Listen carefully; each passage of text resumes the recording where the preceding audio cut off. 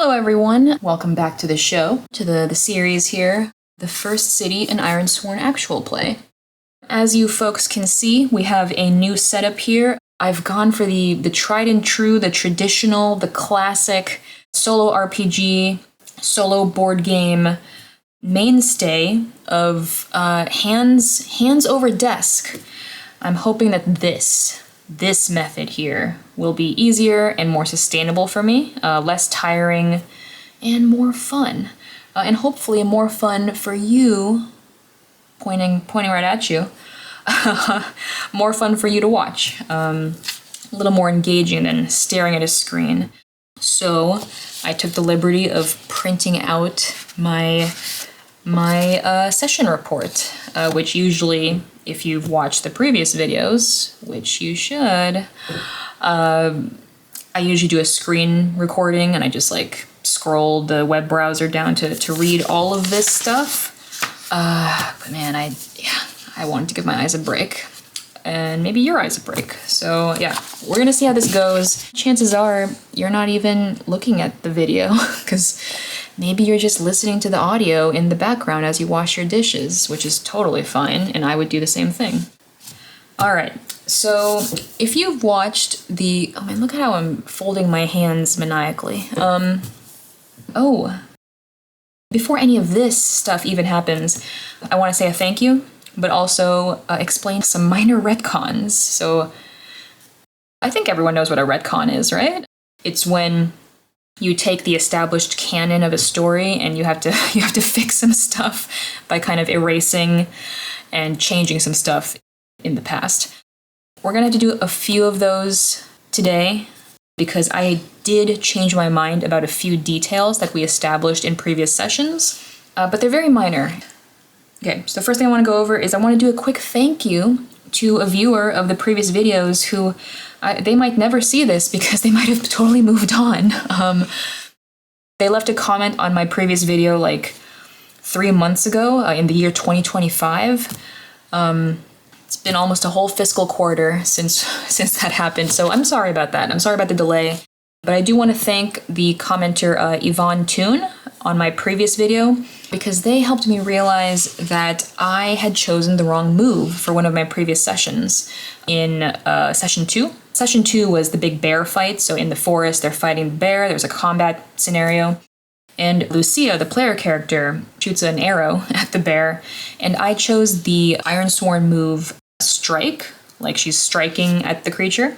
But actually, looking back on it, and after Yvonne's comment, I realized that should have been a Clash instead. Luckily, that didn't change any of the outcomes. Those are actually two very similar moves. It's just that the precipitating conditions are different. Clash is reactive, whereas Strike is more proactive. It's really a very minor difference. I believe that I didn't have to change any of the stats or anything. Basically, the outcome was the same, so it didn't affect anything. But I did want to call that out just in case anyone is watching or reading this playthrough, looking at it as an example of how to play the game properly. I really do want to try to make sure that I play the rules correctly for those people, all 15 of you. So thank you so much, Yvonne Toon, for leaving that helpful comment. I always appreciate it when you guys leave feedback or questions or comments, so yeah, keep doing that. So moving on to the other retcon. So that was one of them, just changing the move that I did. The other retcon, luckily very minor, it's mostly a matter of just changing words around, so switching from one word to another. In previous sessions, I established that Timberwall, which is the location we were heading to, it was a town, so the town of Timberwall. Well, I realized that we probably shouldn't have any towns in this game because it's called the first city, and the reason for that is that our character's main background vow is that she's going to, oh my gosh, there's so much paper, is that she is going to found the first, she's going to found the first city of the Ironlands, so the first city. That is the whole point of this campaign. That's what the title is about, the first city. And so I thought about it and I realized, oh man, it's going to be weird if like there are already towns, because from town to city, it's just not a huge leap.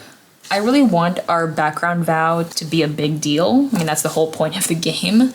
So I wanted to make sure that the contrast between where we end up and where we started is significant. So we go from a land where there's very little civilization, like the smallest seeds or fragments of civilization, and then somehow by the end of our campaign, we're gonna found a big, significant city.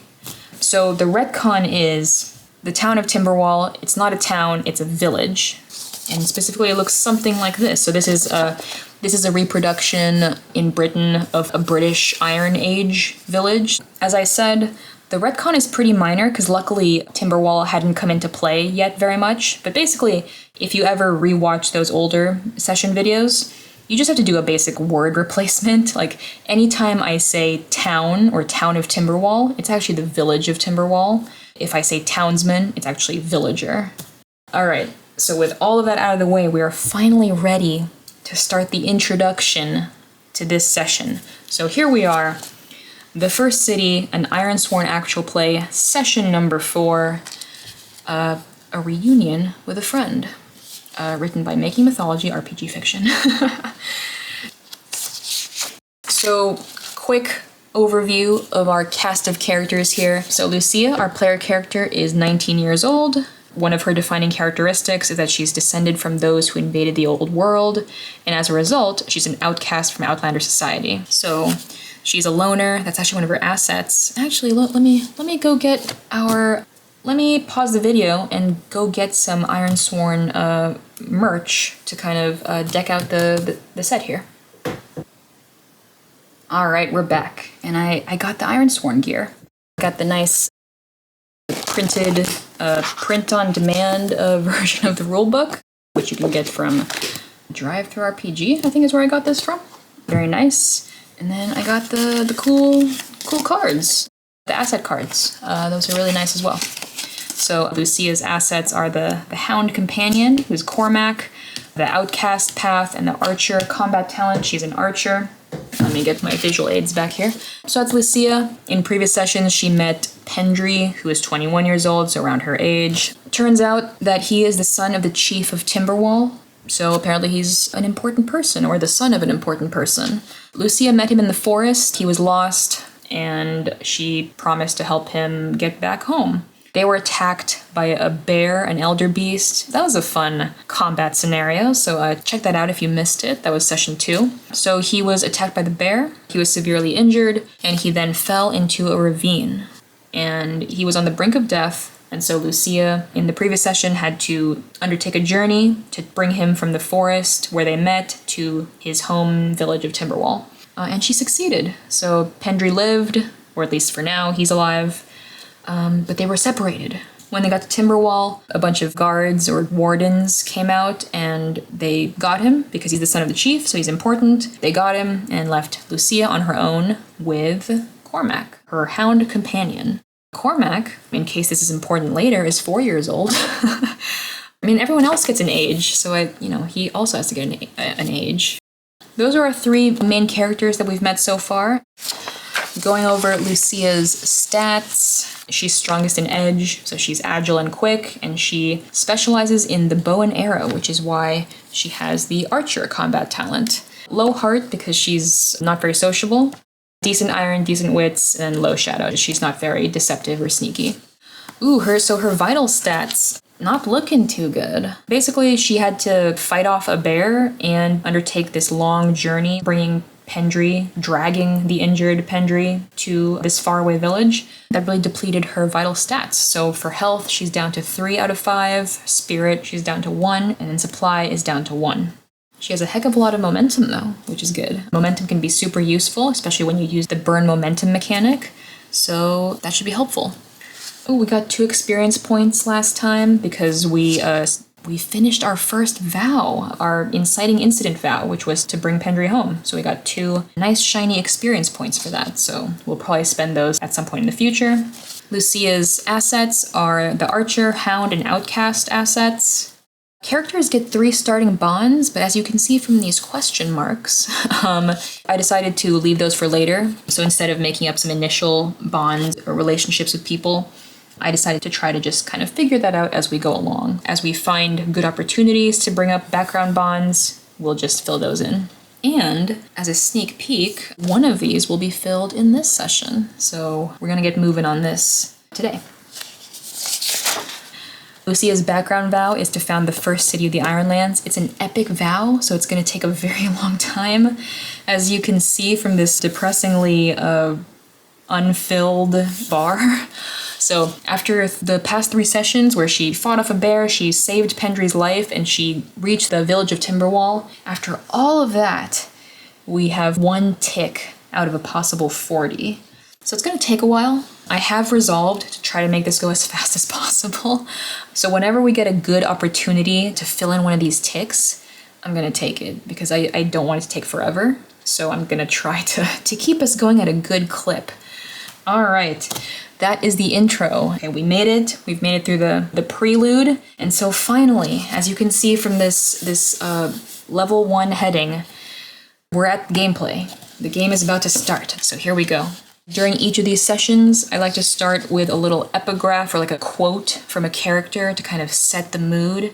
Here's the quote for today. For this quote, I needed a new character who we will meet shortly. So I rolled on the... Oh, let me get some dice as a prop. Hold on.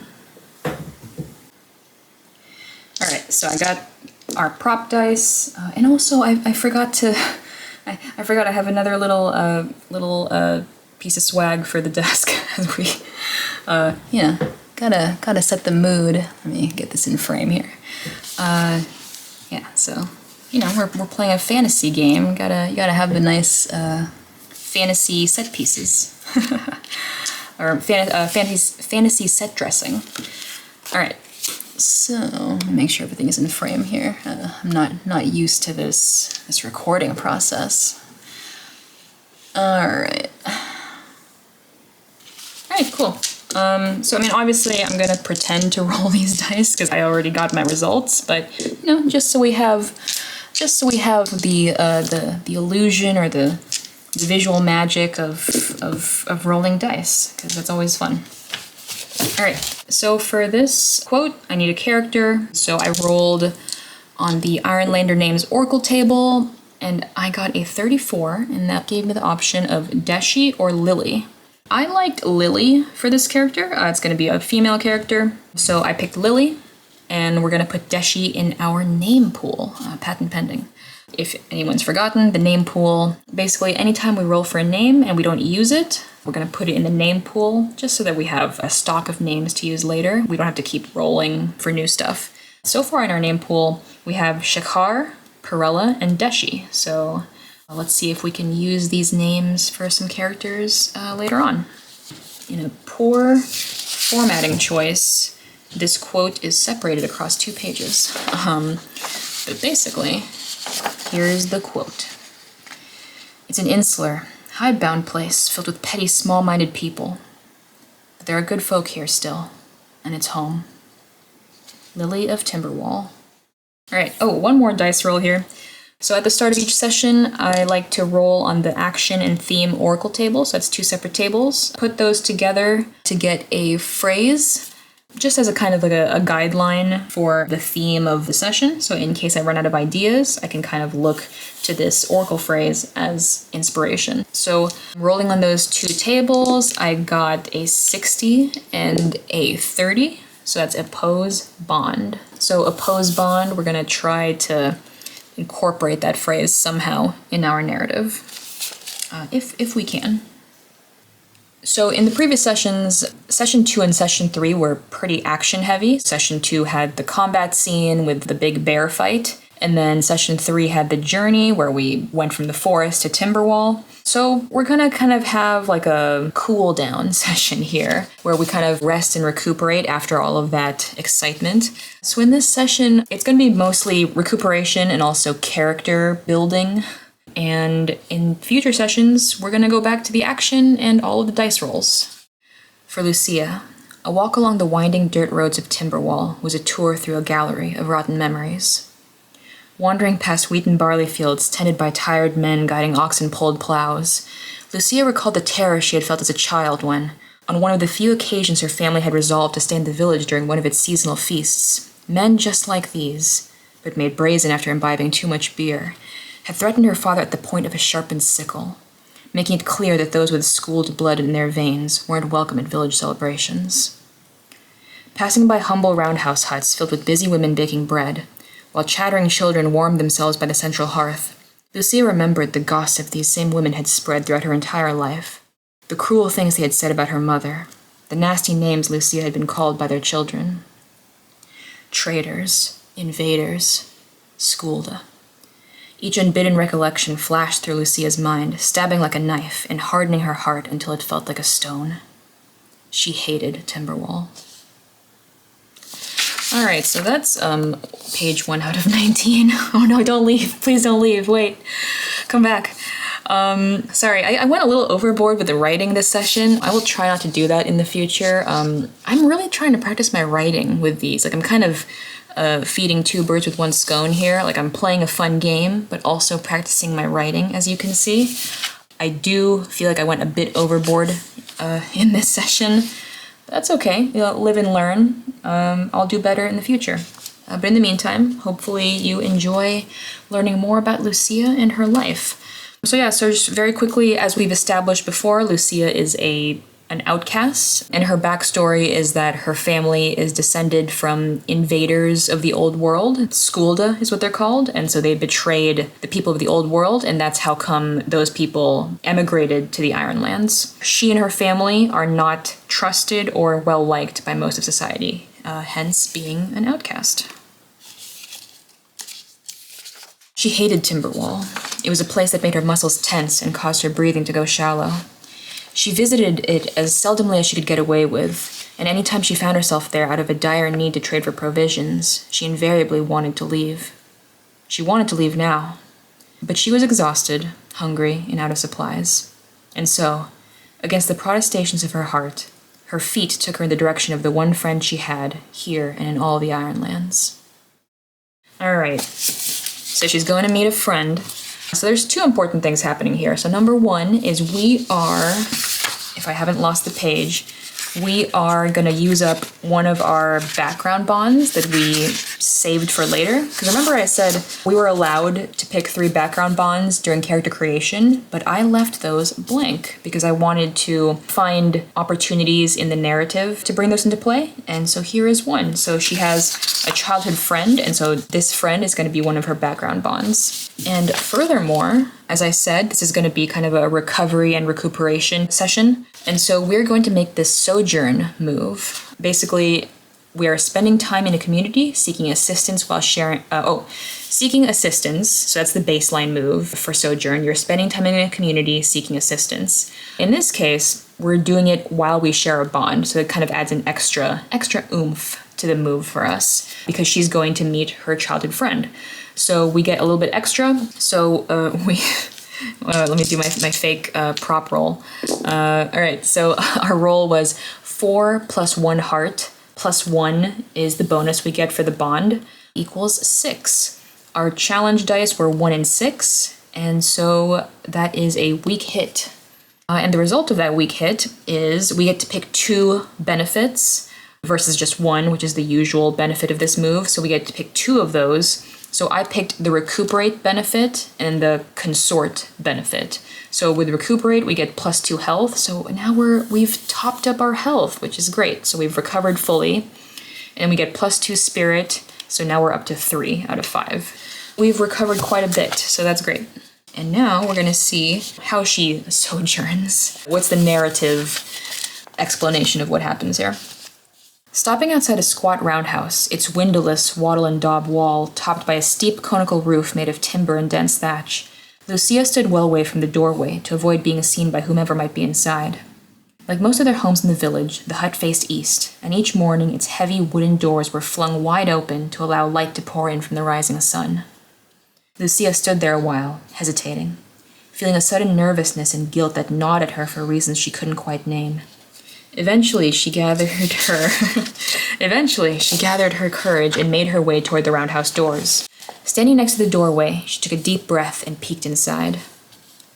On the far side of the circular room, slightly distorted by the shimmering air that danced above the fire in the central hearth, Lucia saw a woman standing, back turned and working intently at an upright loom. Lucia knocked gently on the door frame. I don't want to make a loud noise. I was trying to do a sound effect, but I was too hesitant. I was too fearful to knock loudly. Lucia knocked gently on the door frame. "You can leave the grain by the door, Ella," the woman called without looking up from her weaving. "I'll take care of it when—" "Hello, Lily," Lucia interrupted. The woman stopped suddenly, looked up, then turned around. As her gaze alighted on Lucia, her face momentarily froze in an expression of shock, which quickly melted into a look of pure delight. "Lucia!" she cried, then rushed forward, maneuvering gracefully around the fire flickering in the center of the room. She opened her arms wide, and Lucia fell into them gratefully. As the two friends embraced, Lucia felt some of the heaviness lift from her heart, felt some of the tiredness dissipating from her weary bones. She hadn't been happy to find herself in Timberwall, but she was glad she was here now. In all her years of making miserable visits to Timberwall with her parents, comfortless sojourns during which the people of the village rarely spared them an ounce of kindness or sympathy, she could honestly say she had made only one friend. As a child, Lily had been bold and headstrong, ever inclined to speak her piece and to make up her own mind. And it was this confidence, this unfaltering belief in her own worth, that had attracted Lucia to her like iron to a lodestone. So in case it wasn't clear, this new character that we're introducing is Lily, and if you've already forgotten, that was the name we picked at the very beginning. So Lily is the source of this opening quote that I read out loud at the beginning of this session. So this is Lucia's childhood friend and her background bond, Lily. The two were close in age, Lucia being the elder by less than a year, and luckily for the lonely young outcast, the appreciation had been mutual. In defiance of her peers and neighbors, Lily had inexplicably found something to like about the strange girl whom everyone else in the village claimed didn't belong and could not be trusted. What that something was, Lucia had never really known, and she had been far too grateful to ever question it. Breaking the hug at last, Lily clasped her friend by the shoulders and held her out at arm's length, her expression suddenly stern, her voice tinged with rebuke and concern. "Nearly 2 years and no word! I thought something had happened to you. I was so worried I just about dragged Shakar with me to go check on you, but he refused. Said it wasn't our business to find you if you didn't want to be found." Lucia felt a blush begin to bloom in her cheeks as the anxiety and shame she had felt earlier came rushing back in. I know," she stammered out. "I'm sorry. I just didn't want to be here anymore. In Timberwall, I mean, after my parents." Seeing the pain in her friend's face, Lily quieted her by closing in for another quick embrace. "It's all right," she soothed. "You don't have to say any more. I know it must have been hard for you too, and it's not my place to tell you what to do." She smiled warmly at Lucia. "I just missed you, is all." By the way, I hope you guys can... I hope it's not too difficult to differentiate these characters with the exact same voice. Sorry, y'all. I'm not a professional narrator or a professional voice actor. I'm working on my delivery here, but I'm not quite at pro level yet, so sorry if everyone sounds a little the same. Sorry about that. I only have one voice. Lily's gaze wandered past Lucia and fell upon Cormac. Remember, Cormac is the dog. Cormac is Lucia's hound. And fell upon Cormac, who had silently followed his human into the roundhouse and was now waiting patiently at the doorway. "Cormac!" Lily exclaimed with delight, lowering onto one knee and reaching out her hands as the dog bounded over to greet her, wagging his strong tail. Looking at the two of them, Lucia couldn't decide who seemed happier to see whom.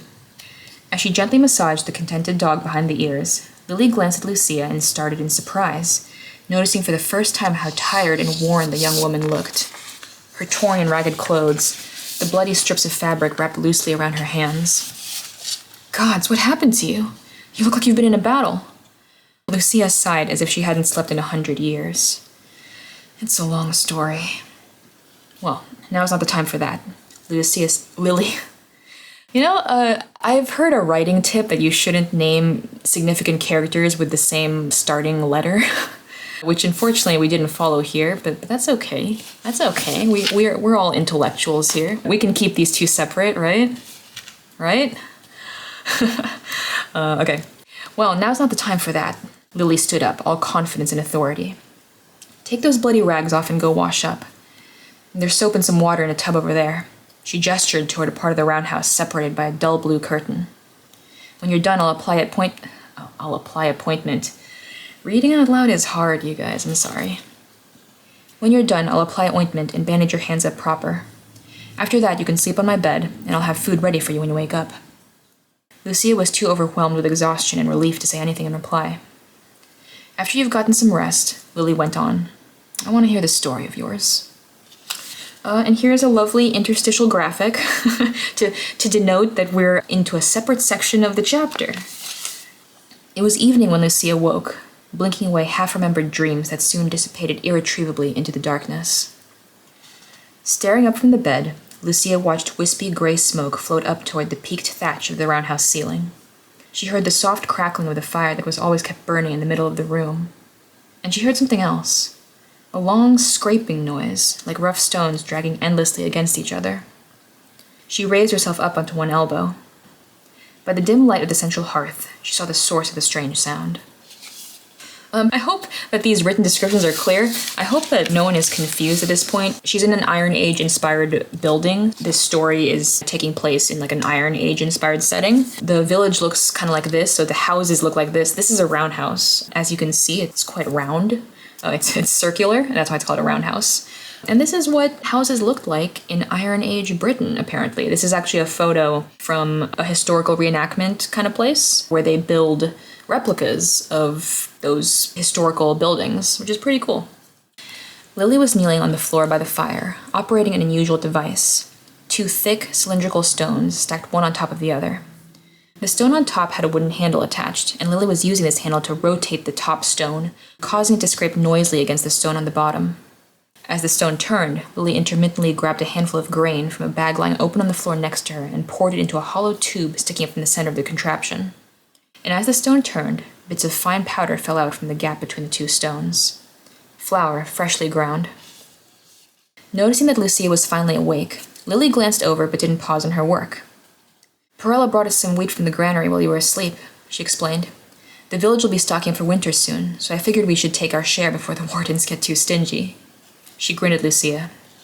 Seeing the curious stare Lucia was directing at the stone milling machine, Lily finally stopped what she was doing. "You ever seen one of these?" she asked brightly, as if she were privy to some wonderful secret that she was excited to share.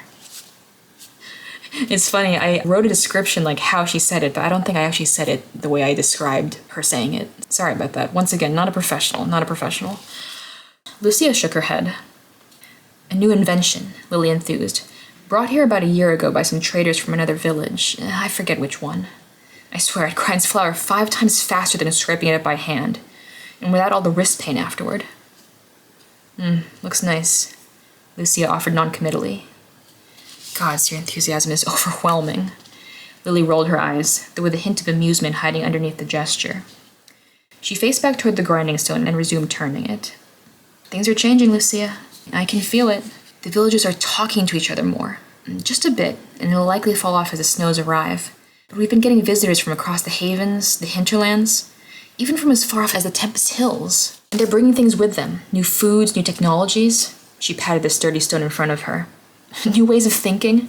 It might be too early to say, but it feels thrilling." The stone started spinning faster and faster as Lily's own excitement rose to its peak.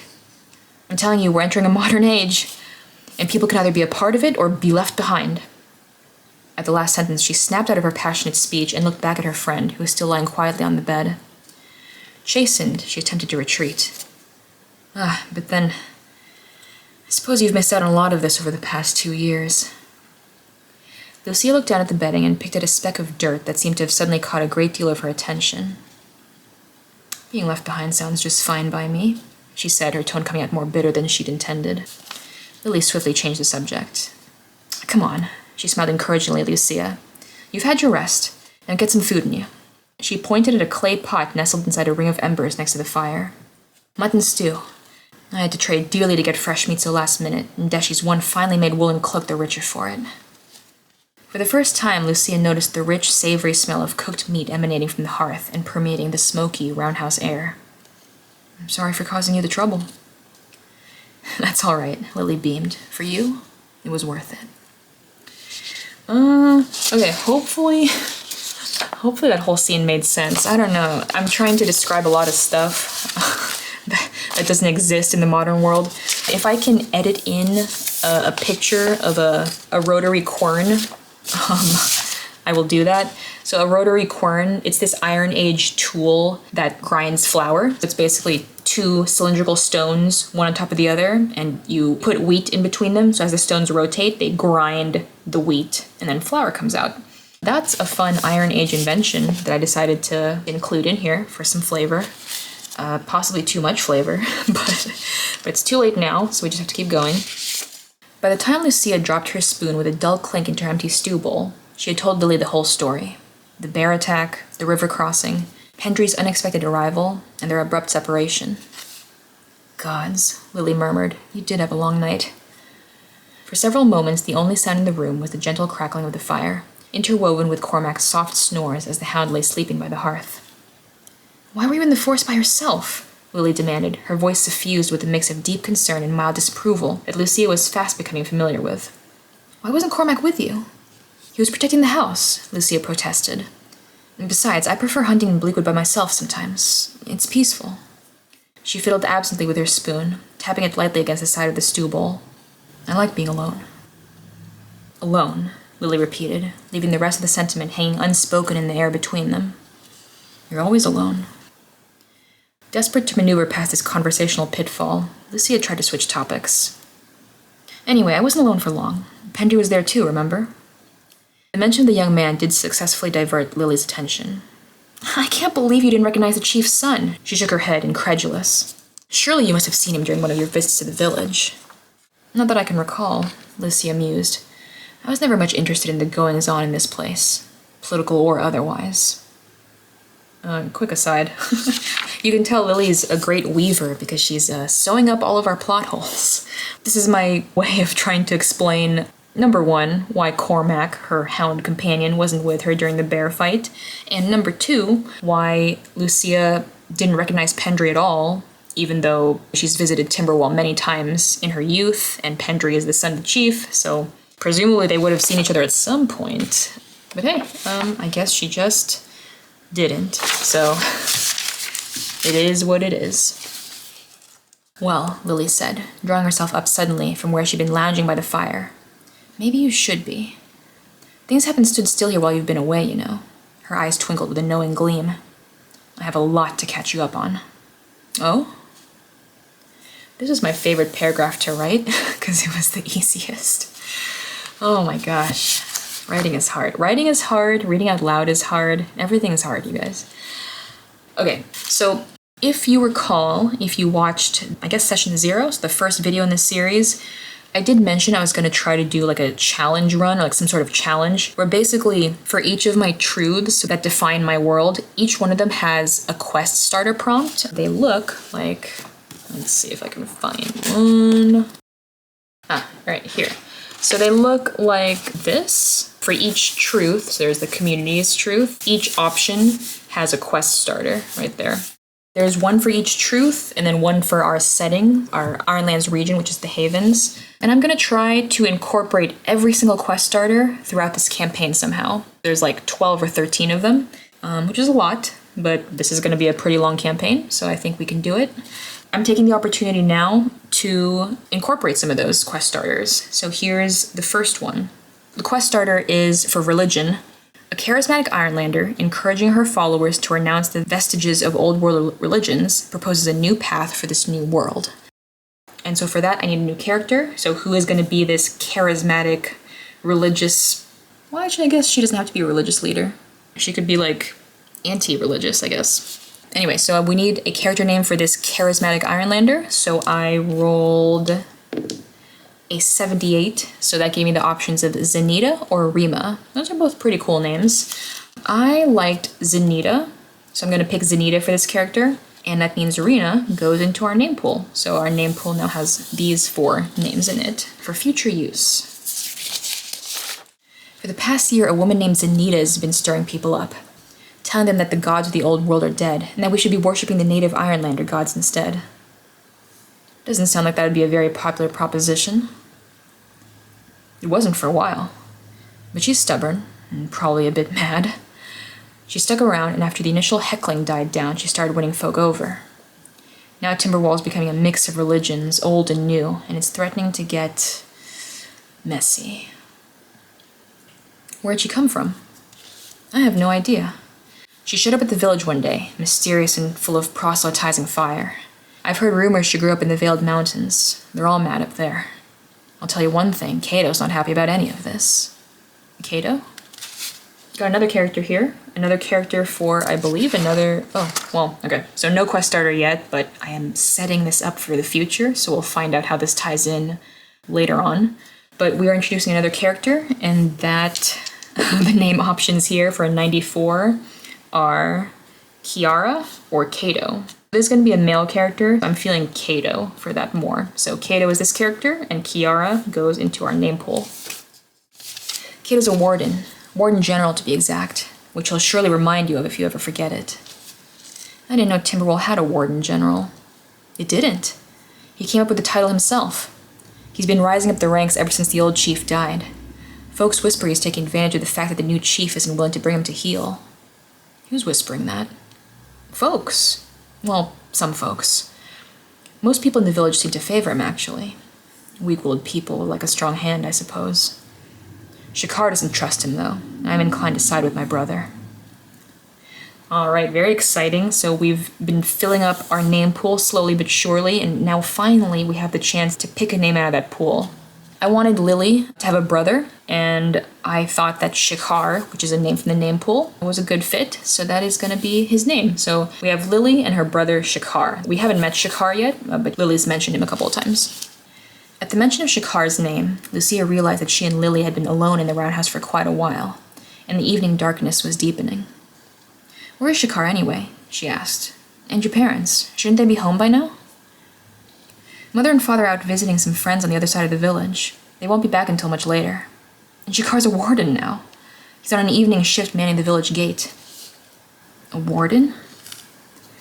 The last time Lucia had seen Shakar, he had been a friendly but fairly shiftless young man of 21, barely suited for farm work, let alone defending an entire village. Sounds like he's changed quite a bit. People can change in the course of 2 years, I suppose. Yeah, I suppose they can. A silence fell over them at that point, mostly the comfortable kind of silence that can be shared between close friends, albeit tinged with a strange sense of distance that comes from spending a long time apart. "Oh, I forgot to tell you," Lily eventually said. "When Perla stopped by earlier, she said that the wardens will be making an announcement to the village this evening regarding Pendry's condition. They don't want folks spreading false rumors. Do you want to go listen?" Lucia considered for a while. The memory of her and Pendry's harrowing ordeal was still fresh in her mind, and she didn't know if she wanted any further reminders so soon, particularly in the form of news about Pendry's health that was likelier than not to be discouraging rather than hopeful. But she figured that saving a person's life must tie you to them somehow, and impose certain social obligations that even she wasn't willing to renounce. Besides, she didn't think it would feel right to not at least try to check on him. "Yes," she said finally. "Let's go." Alright, almost done here, folks. I think we have one section left. And we're picking another name out of the name pool, so we're going to introduce a new character in this next scene, so we're picking the name Deshi, and Deshi is going to be a male soldier. What's kind of cool about Ironsworn is that it has a bunch of nice oracle tables, including an oracle table for names, and the names are supposed to be fairly gender neutral, so it's kind of just a matter of what you feel in assigning a name to a character. And I was feeling that Deshi could be a male soldier here. When they arrived at the chief's house a short while later, there was already a crowd of villagers who gathered outside the door, ringed by a line of wardens standing at attention, carrying tall wooden shields and wearing the dark red cloaks that denoted their military station. At the head of the crowd, illuminated by 2 standing torches, a serious-looking warden with a thick black beard spoke to the assembly of people, who listened with silent, rapt attention. "There's Deshi," Lily whispered, pointing at a soldier standing near the back of the crowd.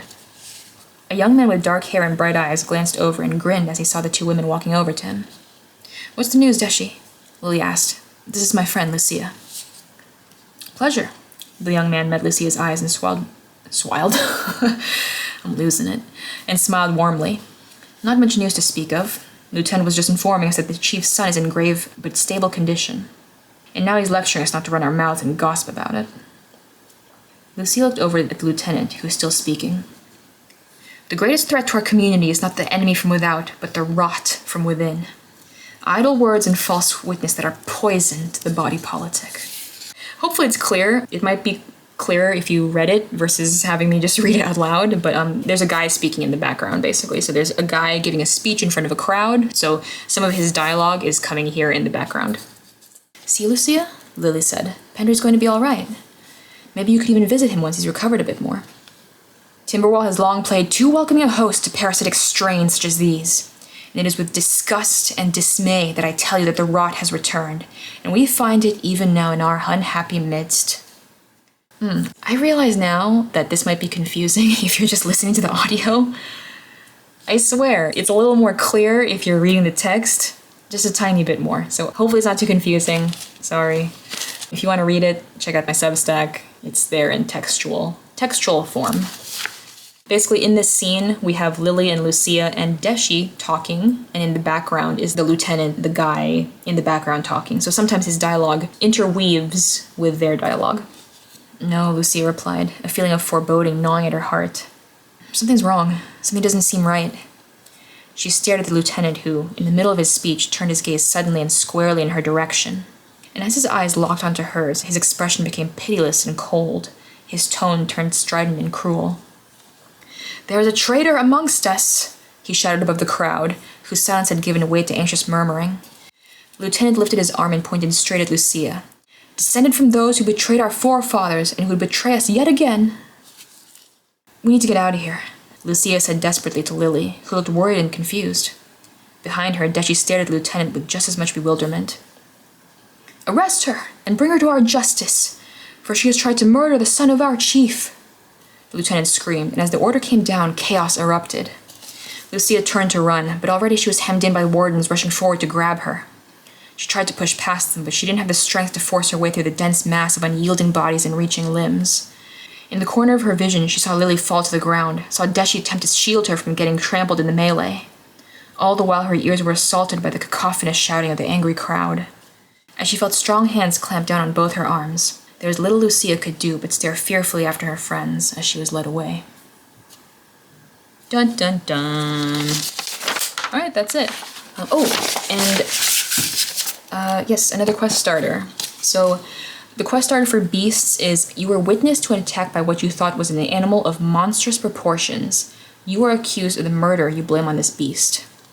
So, in case you hadn't guessed by now, in case I wasn't obvious, the previous 3 sessions, all of that was just a very long prelude, all to build up to this quest starter. In session 2, we had the bear attack, Lucia rescuing Pendry. That was to set up this quest starter, which says you were witness to an attack by a monstrous beast, and you are accused of the murder. Oh, and I guess it wasn't a murder, because Pendry didn't die. The rules for my quest starter challenge are that I need to use these as inspiration, but I don't need to follow them with the exact text. So I'm changing murder here to just attack. Pendry is still alive. This quest starter is what inspired that plotline. So that was it. That was session 4. Congratulations and thank you if you stuck through it this whole time. Coming up next, in session 5, Lucia stands trial for the attack on Pendry. Can she clear her name? I don't know. Well, we're gonna have to find out. Oh, and then here's my little graphic that I made for our quest starter challenge. So far, out of the 12 quest starters, we've actually managed to incorporate 4 of them. 2 of them we did in this session, and the other 2 we actually incorporated during character creation, so they're part of Lucia's backstory. Alright, well, thanks for joining, thanks for listening in, and I will see you next time. Bye!